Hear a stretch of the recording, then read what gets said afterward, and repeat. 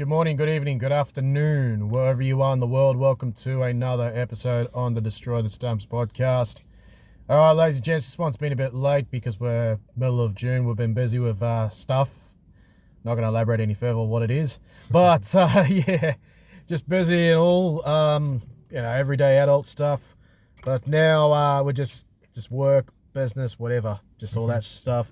But anyways, enough of that stuff. We're just going to get straight into it. We're going to do like the monthly review and then maybe just catch up to date with the rugby league action, especially the NRL, and then even the State of Origins just completed. The first one's done and dusted as well. A lot to unwrap in the world of rugby league. So yeah, last time we covered the round where we were at the game at Newcastle, where the Warriors lost to the Knights in a wet weather game. It was pretty wet that day. Yeah, Warriors were on a 4-match losing streak at the time, and then they lost a week after to the Roosters, and a lot's been happening. A lot of teams have been inconsistent. No one. That's probably been the motto, really. Like injuries, even State of Origin period now in these months will play a role. A lot of injuries across all different teams. It just hasn't been. No one's really been a standout team yet. Even the top teams, like they just look a bit vulnerable on their day. That seems to be the consensus across the league, and it's what, 15 rounds now?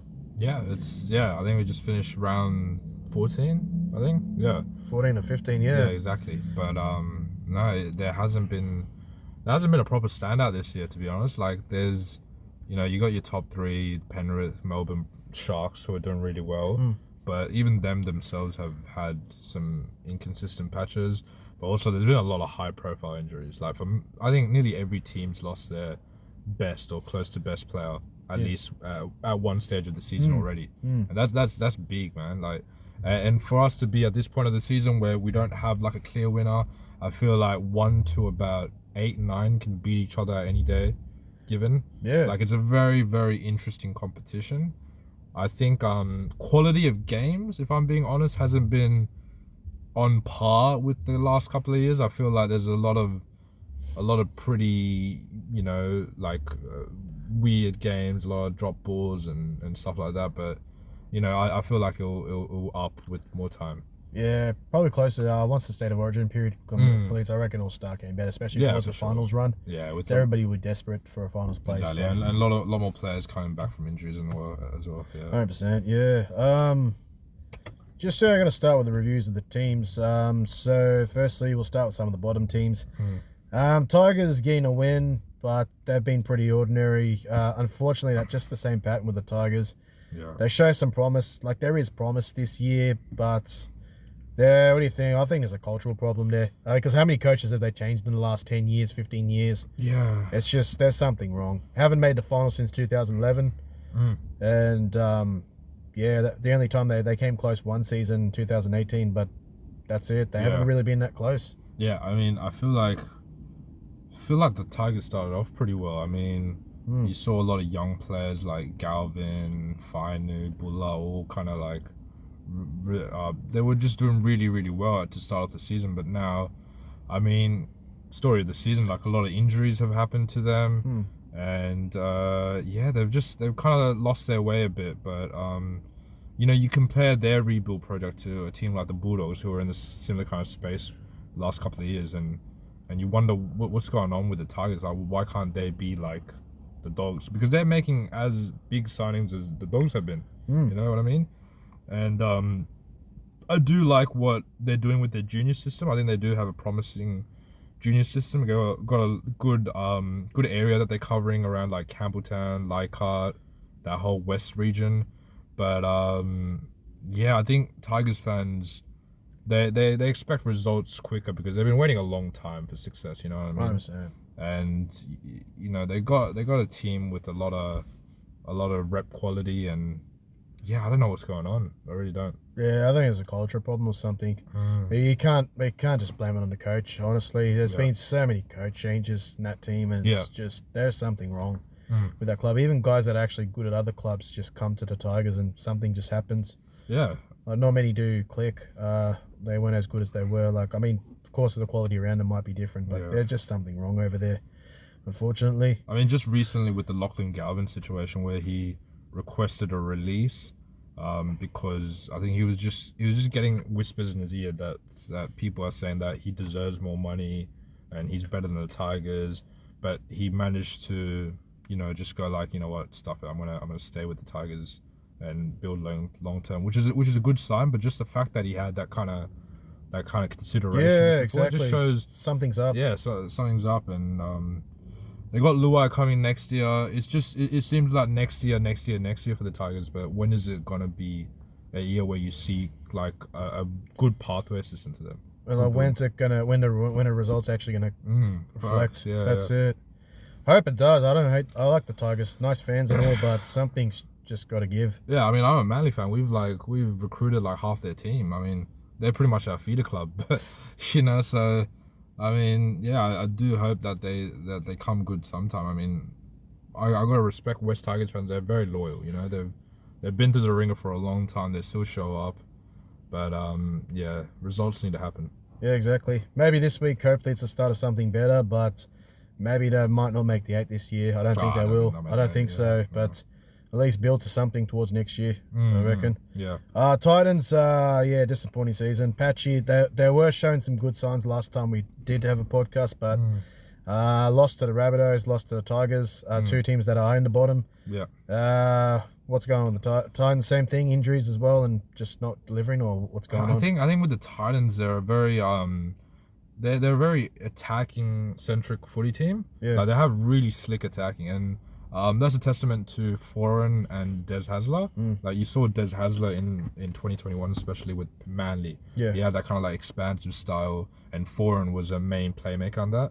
And I see a bit of that in the Titans. I think they're a really good attacking team. They have a lot of strike weapons, but defense has just been so bad. I mean, if you look at the stats, like their foreign against is awful. They've scored, it's negative 100 something. Yeah, I mean, only Tigers are just better than them. Yeah, they've conceded 370 points, and they've had 2 buys. So I think they're the worst. Actually, I think on average, yeah, they're probably the worst defensive team. And then Tigers are second worst. So yeah. I mean, it's not a surprise that they're last, but like at the same time, like they've managed to put on points as well. Like when they played us, we lost 34-30. They scored 30 points on us, and they looked really, really good.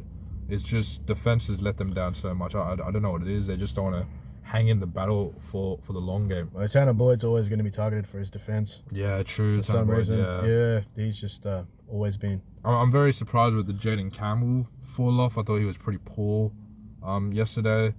I felt like there was a lot of promise from him early, but maybe they haven't. Maybe he just needs a fresh start at a new club, because yeah, his development has been a bit rushed here at the Titans. There's a lot of promise early on, but yeah, he is a promise. I thought he was really, really good at the start.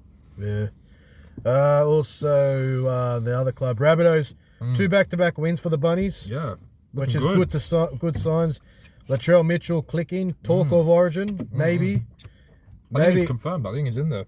Yeah. Well, I mean, he looks motivated, which is good. Maybe that suspension did wonders. Of course. I mean, like, it was. I mean, I feel like Latrell's had a lot of, wake up calls, especially in the last few years, because he'd be out of form, and then he'd put his team in jeopardy by getting suspended, and that'd be a wake up call, and then he'd do it again. Same pattern, like it's been happening.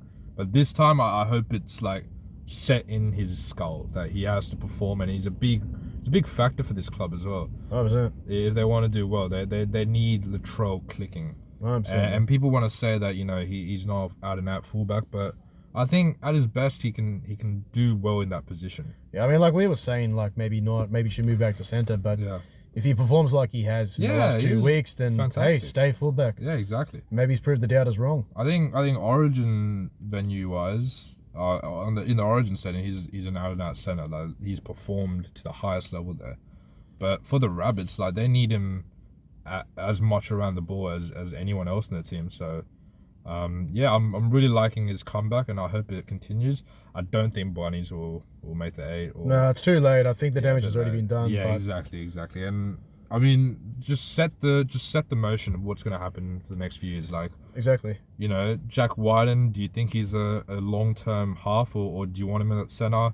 Obviously there's whispers that Cook might be leaving to the Dragons. So are we going to try and integrate Mamazulis into the team? Like, just work for the future, I reckon, this year. Yeah, exactly. But there's definitely some promise for next year. Yeah, I don't think they'll make the 8 though. Yeah, The damage is too much. Yeah, it has been. And also another team in the bottom, Parramatta. Last time we checked, we did the podcast, parted ways with Brad Arthur, who did a great job rebuilding the team. Yeah. Unfortunately, they couldn't quite get that. Well, they're just one step short in 2022 against a pretty strong Penrith team. 2022, Yeah, and look, I mean, credit to him, he did bring him out of a really tough situation. Over there was quite a lot going on in Parramatta, but yeah, look, I thought they were going to sack him soon, but I thought sacking him around about this time of the year was not right. Maybe just wait till the end of the year. No. He wasn't on contract. Just sack him at the end of the year if you're going to sack him, or just tell him, look, this is your last year, and that's it. At least he's clear. I think it was a super rush decision. I mean, like there was only a couple more weeks until Mitchell Moses comes back, And we know how big of a factor Mitchell Moses is to that club. And not saying he's the sole reason why Para were going on that slide, but he makes a difference. He makes a massive difference, and I think it was super premature, super rushed. And now you look at it, and they're trying to look for who's going to take over at the coaching, and the best option is still Brad Arthur, which is a funny thing. There's no other better coach than Brad Arthur on the market. And there's no one willing to come back to Para. Yeah, exactly. I mean, if they end up getting stuck with a Trent Barrett or a Jason Demetrio, that's not going to end well. I think you're looking at another 4 or 5 years of mediocrity. Trent Barrett especially is better as an assistant coach more than a main coach. Oh, 100%. I mean, and his record with the Bulldogs and Manly is just well known. Yeah. Maybe this time it might change, but don't see it happening. No, I don't see it happening either. I don't think Para are going to make it in the 8 now. I think there's a big kind of roster change that needs to happen. I think there's a lot of players that are still in there just on namesake, like Campbell Gillard, I think, has passed his time. I think Lane has passed his time. Even Junior Paulo hasn't been at his best, So big roster clean out, I reckon, needed for Para. 100%, man, 100%. Yeah, not like Manly fans care, but still. But yeah. Sorry, Kajin. But I thought that I was disappointed with that coach thing. I was really shocked they just sacked him straight away. Super rushed, man. Super rushed. Ridiculous stuff. And I'll be honest with you, their board's a bit messed up. Yeah, they've had a history of making weird decisions. Yeah, and I don't have any problems with Brad Arthur. I only kind of trolled him before because he's associated with Para. He's a Para coach. But if you look at him as a coach, he's done a fantastic job in the decade. I do believe that for his standards, he reached his ceiling at 2022, and that was their chance. That was like their all or nothing. But I just think to do it it was in 10 rounds in with their best player out, it was just too premature. Yeah, exactly. Really, it really was. And now we're just going to talk about the teams, maybe the top 4 teams, and then look at the middle teams. Yeah, sure. Top 4 teams are, Storm, Penrith, Sharks, and the Dolphins. Top 4 teams at the moment. Yep. Not really in that particular order, but those are the 4 teams. Got the results. They're getting the results. Not really majorly impressive, all of them. Yeah. But they're getting the results. Yeah. I mean, like we said, there hasn't really been a standout team that we reckon can go all the way. Compared to what we were at different points last year or the year before and stuff, you'd be able to tell who's most likely going to make it to the grand final. Penrith look as good as Penrith have been looking, although a lot of players coming in and out. It's hard to get a real gauge on them and the other teams in the top 4. Yeah. I think Sharks were the form team until about round 9, round 10, until they got that 40 hiding. Yeah, they got absolutely walloped. And now you're questioning how Penrith are playing. And then Melbourne, they've been unlucky with injuries for Pappenhausen and Munster. But still, they're getting the results. Yeah, they're getting results, but then sometimes you'd see they're a bit shaky. It's just really hard to tell who's good and who's real.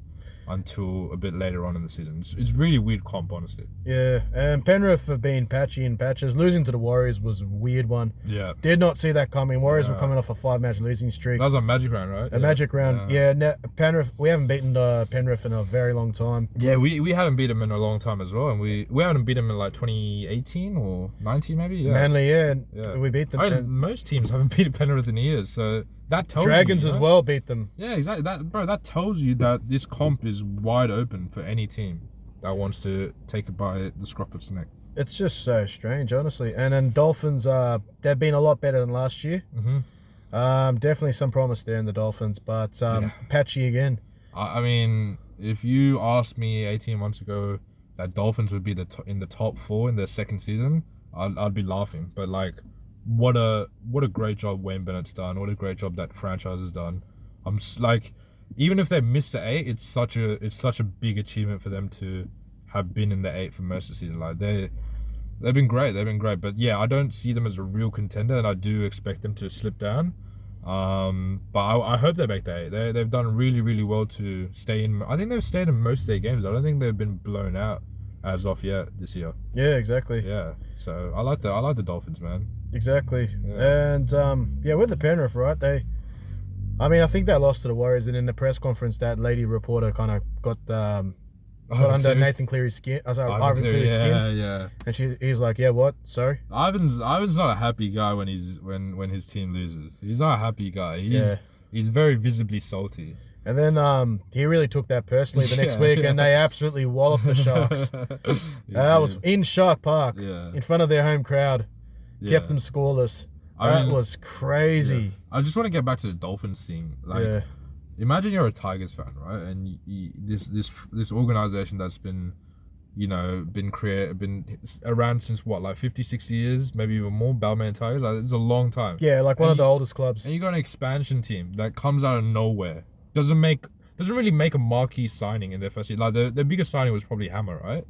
And in 18 months, they're in the top 4. Like, how crazy is that? And how like disheartening is it? Yeah, of course. As a Tigers fan, like that's incredible. What an expansion team has done. Yeah. I'm super proud of the Dolphins. They've got a soft spot for me. Absolutely. Sharks, are they frauds? I'm not being mean, but like, I mean, they did a really, really good job to like who did they beat the Roosters, I believe. They beat the Roosters, they beat the Broncos, they beat Storm. Yeah, I mean, they've beaten big teams. It's just that Penrith walloping that everyone was like, what the hell happened there? And then that's it. They've been a bit shaky since then. Yeah, I mean, they did beat the Broncos last week, and they lost to Para the week before. And then they lost to Dolphins this week. Like, it's such a weird comp, man. Really, really weird comp. I can't get a gauge on anything. I think Sharks, to me, still look as the same as they have in the last 2 years. And they're going to get exposed on the big stage. Yeah, I think they'll do a little bit better in the finals, but at the same time, I think they're going out in straight sets. You reckon? Yeah, again, yeah, probably, yeah. Yeah. Or maybe go to prelims, but that's it. Maybe not the grand final. Oh no, I don't see them in the grand final. No. Nah, but it's a weird one. Now with the big part here, because what we did highlight before the podcast as well. Maybe we highlighted it before. Yeah. Early in the podcast, but we did say like the teams from basically 5 to 12th position. Yeah. Even maybe 13th I don't know who's in 13th, but big cluster. It is a cluster, and if you win one game, all of a sudden you're not too far. Like, they're all not far away from each other. Yeah. It's very tight. So you got 5 Roosters, 6 Bulldogs, Raiders, Manly, and then 9th Broncos. That's really big. Broncos outside the 8 at this point of the season, and then below them you got Cowboys, Dragons, Warriors, and then Knights at 13th. And from 13th is 14 points. From 5th is 18 points. So there's a 2-game buffer from 5th to 13th. That shows you how close the season is. You just can't drop a game. And big cluster from about 5 to 12, 13. It's gonna get really interesting when the comp starts shaping up after Origin. Absolutely. Yeah. And speaking of Broncos, they have really surprised me. Yeah. A lot of injuries, granted injuries have happened, but What is going on with the Broncos? Losing to the Bunnies this week as I mean, well. we're saying it for every team, but I do feel bad for them. Adam Reynolds is a big blow. Like, having him out for that extended period. Like, you need to understand how big Adam Reynolds is for that team. I think Reynolds and Carrigan are the two. I mean, you got Haas as well and Walsh, but like, I feel like the leadership and the on-field coaching that Reynolds and Carrigan have to the team is really important. I think you can see that they're missing him so badly. Madden's tried his best, but you know, they've just been out enthused and outsmarted in some of these games, and yeah, not looking good. But I really like the Broncos side. Like, I've said this from last year, I really like the Broncos side, and I think it'd be a massive failure if they don't win a comp with the likes of Walsh, Reynolds, Staggs, all those kind of superstars, Cobbo. Like, if they don't win a comp soon, then it's a big red flag. 100%, absolutely. It's been a bit of a downside from last year's season. Huge down. Like, I know injuries have happened, but still. Is it the Penrith syndrome? Like, see how I feel like Rabbitohs, after losing to Penrith in 2021, have gone through a landslide. Para, their one was the year straight after, and now is it the Broncos? Like, I don't know, but they still have such a good roster. They have such a good team. Yeah, it's a weird one. Curse of Penrith, hey? That's a strange one. Yeah. Got some interesting things there. Strange curses going on. Yeah. Also, just with another team, Roosters been impressive when they've been impressive, but then they've dropped games like against the Cowboys. They've dropped games against. Yeah, what do you think of the Roosters? I feel like we're saying this to every team, man. Just inconsistent, patchy. Like, I think the Roosters have done a good job where they've kicked onto the season much earlier than normal. Like, it normally takes them about 11, 12 rounds, but they've kicked on and they look really good, and they have superstar quality and superstar depth all around their team. It's just about stringing the number of games, and I think they should finish in the top 4 though. I think they should. Yeah. But yeah. And also, I'll tell you one team who I reckon has done well, like Bulldogs as well. Bulldogs, we'll get to the Bulldogs. Yeah. Bulldogs, massive improvement from last year. Crazy. Crichton's made a difference. Kikau being fit's made a huge difference. He's having a good year. Sexton's been impressive. Curran's been amazing. God, I wish the Warriors did not let him go. Honestly, he's so good, man. He's just solid. So good. Just does everything right. Just an underrated player, honestly. Yeah, very, very good. I think he's probably been, honestly, maybe like signing of the. Him and Critter. Him and Critter are like neck on neck, like signing of the season for the whole competition, in my opinion. Yeah, because once when the Bulldogs said they signed Crichton, I was like, okay, cool, that's good. They got a big signing, kind of like they did with Kikau. But when they got Curran, it kind of went under the radar, right? I was like, yeah, maybe the Bulldogs might threaten this year. And people weren't talking about it much because they got him. They got him as a free agent, right? I think. Warriors didn't sign him. Yeah, he got released. He was a free agent, and Bulldogs were like, yeah, why not? So they probably got him as like super cheap. And the value that he's giving is insane. He's been probably their best forward the whole season. He's been incredible. He's made a huge difference. Massive difference, yeah. I wish the Warriors... I still don't know why they're playing Salmon over him at times. Like, that's so stupid. The weak-guided dogs. Yeah, I mean, but when Curran's on, man, he's one of the best to do it.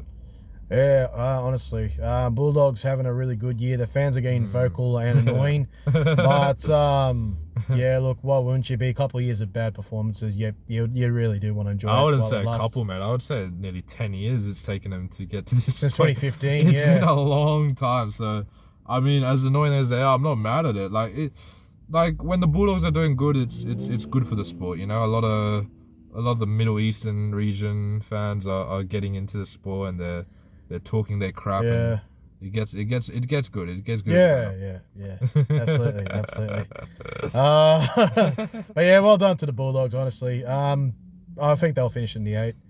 You reckon? I reckon they will. I think yeah, you know what? I don't think they'll win the comp at all, but they'll finish in the 8. I reckon they'll make the 8 as well. Yeah, I'm gonna back them as well. I reckon they'll make the 8. Yeah, I think there's a system developing there. They've got guys backing there, like there's backups there as well. So yeah, and Reid Marty's back to playing his best. Well, he's a grub now, bro. But hasn't he turned into like a Michael Ennis regen, bro? Like legit the same kind of player. Like really, really good defender. and good service, and he brings in the niggle. He's He gets annoying as fuck. It's insane. He's like a Michael Ennis regen. I love it. I love it. I like a bit of niggle. Apparently, he wasn't like that at Para. No, of course. I mean, like there was some moments here and there, but like at Bulldogs, he's totally let it out. Like it's like every game he gets into a back and forth with someone. It's hilarious. Yeah. Well, if they had the Biff days, I mean, he wouldn't be talking too much. For sure. A lot of these players wouldn't be talking. Yeah, a lot of them. Yeah, but it is what it is. He's playing within the rules. Yeah. Utilize it. Get under the opposition's skin. Doing If they don't know how to handle themselves, it's not their fault. Yeah, I mean, his fault. it's masterclass tactics. I love him. Yeah, exactly. Listen, I think the Dogs have done really, really well with their rebuild project. A lot of their fans were doubting Serraldo and Gus last year because they thought last year was going to be the year where they kicked into gear. But just look at what they've done. Like they're playing, competing every single week. Had a lot of injuries, but these players are stepping up. They're youngsters. They've developed them really, really well, and they're bringing them into the side at a really, really good time. And yeah, gotta love what they're doing with the Dogs. And I hope it's not a one year wonder for them. I hope they build from this. Yeah, hopefully play consistent football. Finals footy. Yeah, exactly. And the rewards will eventually come. They just remind me of that kind of 2014, 2012 Bulldogs side where they're just super, super gritty. They'll win games and they'll lose games, but when they're always in it, you know, they're always in it and they're always kind of just gritty. They're a really gritty side, and I like that for the Dogs. Yeah, man, absolutely. And what's it called? Raiders. I'll tell you, they're another team I've been impressed with. That the fact that they're in the 8 when everybody tipped, they were like a lot of people were tipping. I had them as wooden spoon. I think if you look at my preview, I think I said I had them as wooden spoon. Exactly. I mean, like no one gave the Raiders a chance, Yeah. honestly, and especially after Whiten leaving. But they're in the top 8 at the moment. I like it. They could probably play finals. They're always there and abouts. I mean, imagine if Fergie didn't get injured, they'd probably be looking like they'd cement a spot in the 8. But now I feel like they're kind of slipping away. I feel like they've some of the results haven't gone their way. But I mean, I wouldn't be surprised if they're like right now they slip, but then they just come back out of nowhere. Maybe, yeah. I mean, Fogarty's predicted to return early, like round 18, 19. So, or maybe like early round 20s actually. So there is a chance, but yeah, it's. I like what the Raiders have done, but quite a few cliffhangers with the Raiders this year, close wins. The one against Dolphins was massive. The one where Rapana kicked the field goal, that was a big win.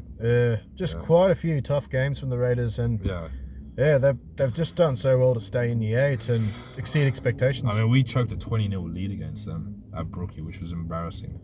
And that's the thing, right? With how clustered that top 8 region is, like those kind of games that you lose are gonna hurt you on the back end. 100%. When you look at it, like those are big drop points, like very valuable points that you lose. 100%, man. Like we'll talk about it when we talk about Manly here. That's all right. Yeah, I actually was just about to talk about Manly. Oh yeah, all right, yeah. There cool. we go. Manly Seagulls in the top 8 again with that vital win today against the Dragons at Brookville. Yes, a team that Manly does struggle against. Yep. A good win. You needed that win. How important was that win? That was a massive, massive win. Like, just in the context of the fact that we had to win that game and also the context of what happened in that game. So we lost our starting front rowers. We lost the bench middle. Ruben Garrick was sent to HIA twice, failed the second time, or was given category 1 the second time. So he pretty much went in the second half with not a bench.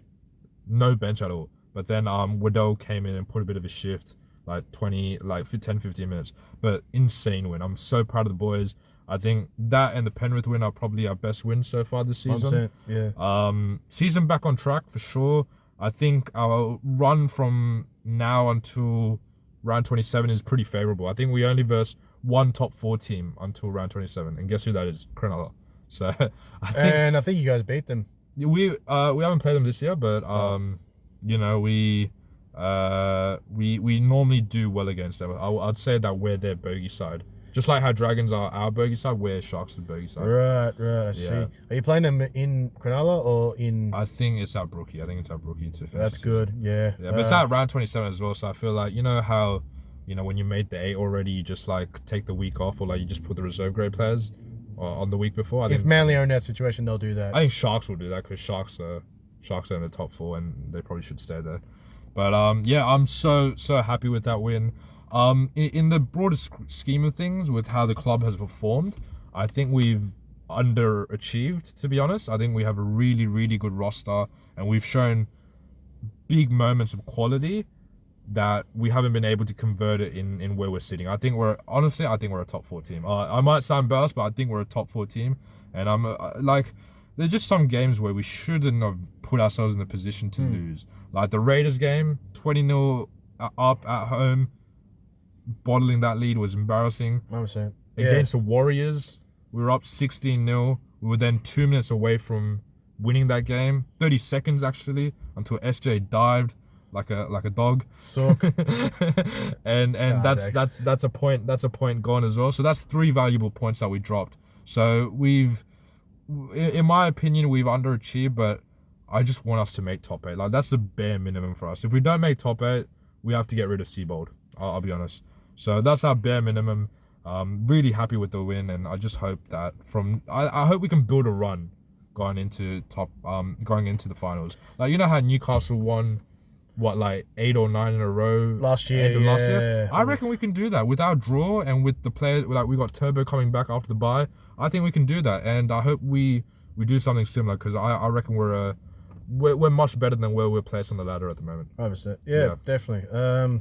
I think they have underachieved a bit. Yeah. But good thing they won today, and they're in the 8. That's the main thing. I'll be honest, Neil. At halftime, I was looking at the situation. I thought our season was on the ropes. Like, if we lost this game, it'd be a big climb up. So I'm very, very happy that the boys just dug in for each other, and it's such a good win. I'm so happy. Absolutely. Yeah. Just the final couple of teams. So Cowboys and Knights, and then we'll go for the Dragons and then the Warriors. Yeah. So Cowboys and the Knights. Knights, I don't know. I think they're drifting away from the 8. I don't think they'll make the 8 this year. I agree. Yeah. Injuries. I mean, that Kalen Ponga injury is massive. It's made a massive difference. Yep.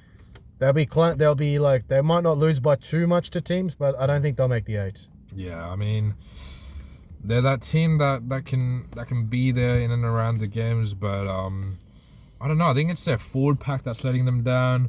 Also, they've had a lot of spine changes with their halves and their fullbacks, so it's been a disruptive season for the Knights.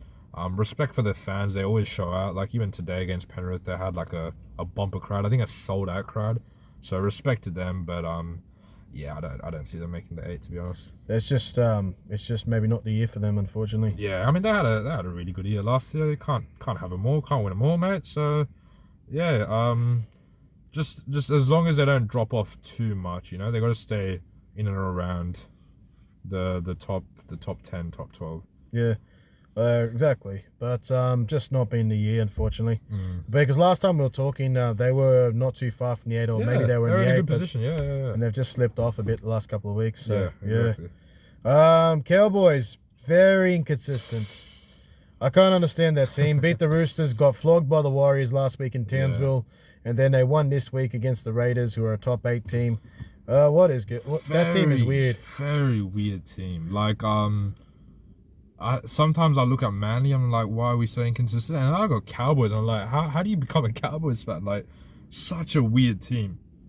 I think they're just super patchy. They don't know how to play a full 80-minute game, and I don't know if they're put in a full 80-minute performance yet this year.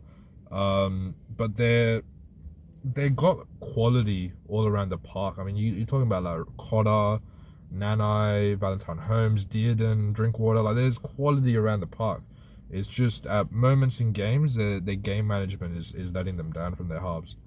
100%. Yeah, then just the last 2 teams, and then we'll just look at Origin. Yeah, sure. So Dragons, much better season than last year. Oh, yeah. 100%, yeah, for sure. much better. That team, they're still in contention for a top 8 finish. Definitely a lot to look forward to for the Dragons, I reckon. Yeah, Dragons are looking good. Big improvement to what they've been like. Flanagan is a very direct coach. Like, he wants his goals and his objectives to be head on directly. There's no shortcuts. There's nothing about that. And I like what he's doing at the Dragons. It's an unfortunate situation with the Lomax. I think he's career best form at the wing, and now he's going to be leaving end of the season. So that's really hard to take. And I think DeBellin's also possibly leaving to the Rabbitohs, I've heard. So yeah, they don't want to keep him, apparently. Yeah. So I don't know. I think the Dragons have a good young core in there, but they need those kind of level-headed guys like Ben Hunt and just Ben Hunt to like lead them around. 100%. And but yeah, much better season. Definitely a lot to look forward to. Sure. Yep. And then just the Warriors, last club we'll look at. Then we'll look at Origin. What do you reckon, mate? Warriors. I'm happy with the 3 wins. Those 3 wins have kind of kept us in a row. That have kept us in the hunt for the top 8. Yep. I'm very impressed with the depth they've built. Yeah, for sure. The problem is they're not in the top 8. That's the problem, yeah. and just inconsistency. Yeah. And not winning. Also, those 2 wins at the start of the season, I think they're coming back to bite them. Those 2 losses at the start of the season, losing those close games to the Sharks and the Storm. Yeah. I think that's coming back to bite them as well. Yeah. You just can't drop those type of games. And also the one against the Titans that they dropped. Yeah. And even the Knights game, I thought they could have won that game, but credit to the Knights, they did well. Yeah. But they're there and abouts. Definitely positives for the future. I agree. I'll definitely believe the future might be good. This year, I'm not 100% sure. Is there disappointment that after how good last year was that? 100%. Really disappointing. I think some players are starting to kick on now. Like maybe SJ had a brilliant year last year, but they won their 3 games and they were very impressive in the 3 games that they won. Wasn't playing. When a lot of the main guys weren't playing, which is very strange. I mean, maybe the younger guys want it, so maybe, and like some of the fans are saying, maybe we should just start with the young guys. If that's the case, Tohu Harris as well, there's question marks on him. Maybe he's just not up to it, but like he's been such a good player for a long time. For both, his body's been battered down, right? Like he's not bad. He's bandaged up a lot of the time. I think it's starting to come into effect now. Yeah. I love Tohu, but maybe like this could be like he's coming to the end of his career now. But maybe I want to be wrong, but it's just really intelligent forward he is. Yeah, he was wonderful at the Storm. Yeah, with Proctor and before Proctor went to the Titans. He plays with such high IQ for a forward. I reckon he's up there with one of the best locks in the game. Yeah, I remember him like the 4 Kiwi boys, and then Nelson came afterwards at the Storm. Remember what's it called? Proctor, Bromwich boys, and then this guy. And then you had Asafa Solomona come afterwards. Oh yeah, of course, yeah. That was good. That was a good forward pack then. But then, Tohu Harris been a wonderful player, wonderful representative for both Warriors and the Storm. But yeah. So you don't think that you guys will make that 8? We have to get on a good run. Yeah. This Origin period is going to be vital. Have to get the points in this Origin period, set it up nicely, and then we'll see from there. Do you know how your draw is going? Got Titans next week in Gold Coast. Yeah. On paper, you should win, but we haven't been good against the Titans. They're a bit of a bogey team. We don't do well in Gold Coast for some reason. Yeah. But maybe this time we'll win. I think we're at the Broncos afterwards. Broncos are a bit vulnerable, so that's a good thing for us. I think we have the Broncos at home, so that's really good. Origin period as well, so might get some Broncos players. Yeah. I reckon one guy who could play for New South Wales, he's been Warriors' best player all year, Barney, Mitch Barnett. I reckon he should be playing. Yeah, he was on the reserves thing. We'll talk about Origin soon, but yeah, I think he'll get his chance for sure. I think he should be playing. Yeah. He's been instrumental this year for the Warriors. Yeah. Like the reason why they're still in contention is probably Barney. Yeah, for sure. Yeah. Barney's just been amazing, and I'll tell you one guy's actually been good compared. Like he wasn't at his best maybe against the Storm on the weekend. One guy who's done well since coming back is Pompey. Much maligned. He's trolled online, but I think he's kind of silenced the critics this year. Yeah, he's a centre, out and out centre. Some positions you just need out and out centres. You can't just have makeshift centres. Very destructive ball runner, isn't it? Yeah, and a handy goal kicker as well. And I think it's just with the centres, man. Like Rockenberry's going to be out for a while. He's injured. Don't think he's coming back for a while. Yeah. Ali Leitua comes back. Ali Leitua's had a bit of bad luck. Yeah. He played last year. He was very impressive on debut against the Raiders, then got injured. Yeah. He played the game against Penrith. He was very impressive, got injured. But and they were both wins. He's the guy, I reckon, if he stays fit, I reckon he's got to be your future centre. Yeah. And then Rocco Berry maybe as a backup option. Yeah. But, those two, Pompey, and I don't think RTS should be centre. Honestly, I don't think. But then the thing is, I don't think RTS should be centre at all. Where do you put him then? That's the thing. Wing. Yeah. Maybe wing. Montoya's not been at his best, so maybe put RTS at wing. And then what? Or Chan, or maybe just switch between Chans and Thing, but Chance did all right for number 6 against Penrith, really, Yeah, honestly. true. You want Chance with as much ball in his hands as possible. He's a really, really crafty little player. Yeah. And then what's your thoughts on, SJ and what can... Oh no, he's just How got to is he? be. He's been too predictable this year, man. Last year he was very smart. Yeah. Tamara Martin at 7 was excellent. While SJ was gone, he was so good. And even when he got the ball against the Storm, he was very good. Like he was creating plays in it. He was just changing the angles and all that. He was really smart. I think he's just got to be. I think Tamara Martin's got to play 7. If SJ if they don't decide to extend his contract this year, or if he goes to England, or if he decides to retire or whatever, or go to another club, he hasn't got a contract extension yet. Oh really? He hasn't got one more year left in his contract? No, it was just a 1-year extension last year, and then maybe this year. Yeah, he might. I mean, he is 33, 34. 34, yeah. Yeah. I mean, yeah. Who would you put in the opposite? So you put Tamare at 7, and then maybe Metcalf when he comes back if he's fit. At the moment, though. At the moment, it's CHT. I'd say. Yeah, CHT. Yeah. CHT's been good. He has been good. CHT's been good. Yeah, Warriors, they have to get on a run. Yeah. They can't drop too many games, otherwise that's it. But the future looks good. I reckon the young guys have stepped up. Yeah. The future looks promising. Yeah, true. That's a good thing. Yeah. But disappointing compared to last year. You want to build a winning culture for youngsters, though, so you can, convince them to keep staying and playing for the Warriors. 100%. And yeah, you got to be consistently in the finals. Yeah, true. Yeah, so look, let's see what happens. I'm not sure. I mean, it's a good culture though, because you guys re-signed Mitch Barnett for another 2 years, which is really good. So you got a player that's Australian that's moved to New Zealand and wants to stay, which is. I mean, he would have got like pretty big offers from some New South Wales. I think he was linked with us as well. We were trying to offer him some money as well. So of course you were. Yeah. So bro, I would have taken him in a heartbeat, bro. Of course you were. I respect Mitch Barnett. He's a gun player. Of course you were, yeah. So like, I respect that he's like, we'll stay here, and we'll build what the Warriors are building. Absolutely. Look, for the finals aspirations this year, have to wait and see. I'm not sure, not 100% sure, really. Do you have any kind of premiership contending teams that you reckon? Storm Panthers at the moment. At the moment, yeah. Storm Panthers. Ooh, I'm gonna go. Yeah. So I'm gonna go Penrith Roosters at the moment. I think Roosters will come even better after Origin period. Yeah. Okay, and just with Origin, well. Plenty of hype as usual for New South Wales. We are from New South Wales. Should we do a breaking news? Because the New South Wales team has just come out. And the New South Wales team has just come out as we speak. So fullback Dylan Edwards, wing Brian To'o, centers Crichton and Mitchell. Latrell's back. Other wing Zach Lomax. Halves Jerome Luai and Mitch Moses, so Hines has been dropped. You got your front row of Haas and Jake Trbojevic still captaining. Hooker Reece Robson. Second row you got Liam Martin, Angus Crichton, and then Cameron Murray's back at lock. And then on the bench you've got Connor Watson at 14, Isaiah Yeo 15, Hamola Olakwatu 16, Spencer Leniu 17, and then reserves you got Barnett, McInnes, and Keary. So Barnett's not starting. I mean, I really like the side. I reckon it's much better. I think Latrell and Murray are massive ins.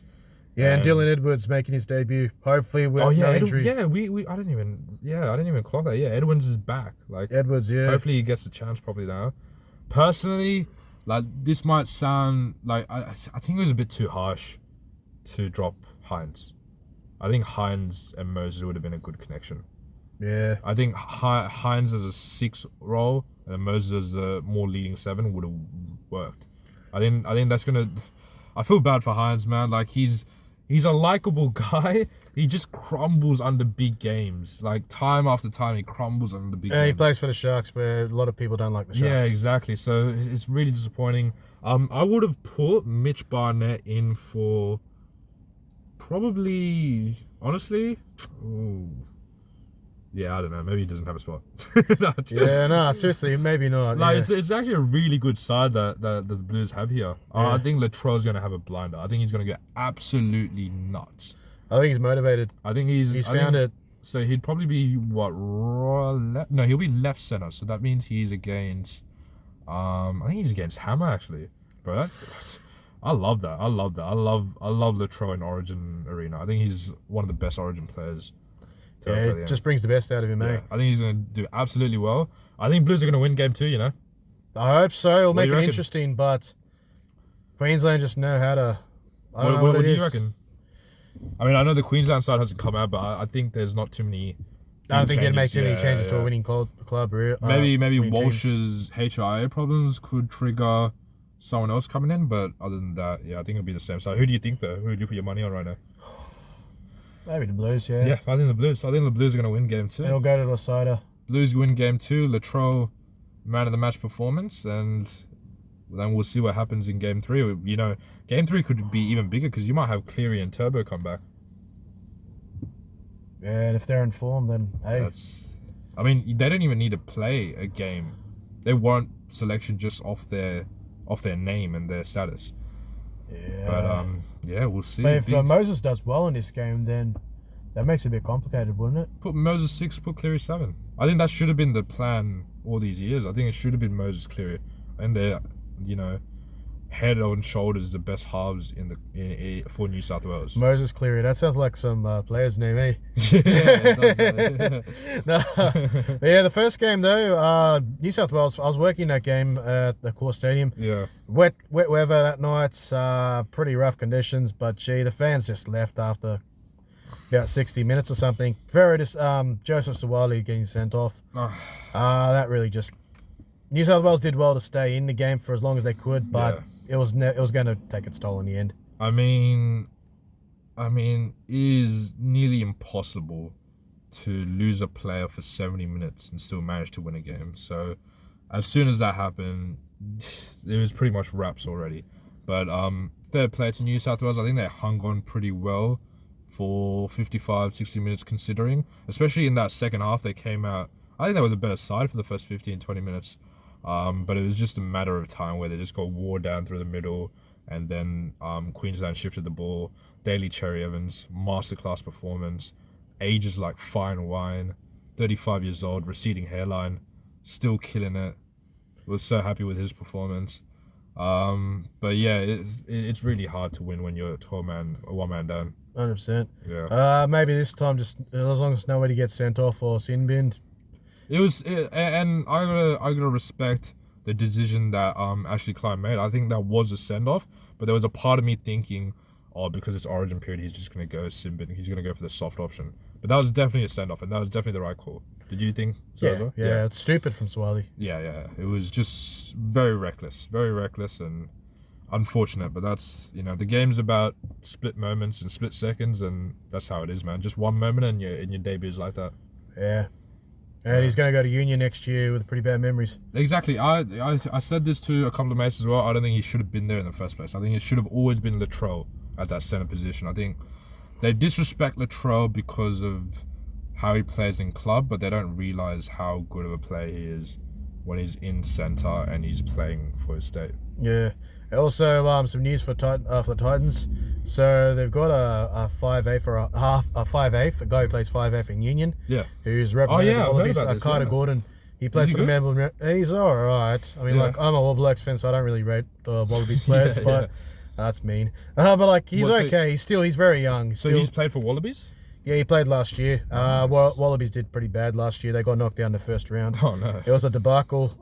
It wasn't his fault or like any of the players' fault. It was just a really messed up situation. Rugby Australia messed that up. So he's a half. He's going to play half. He'll probably play halfback or 5'8". Interesting. He's actually a decent build for like a 5'8".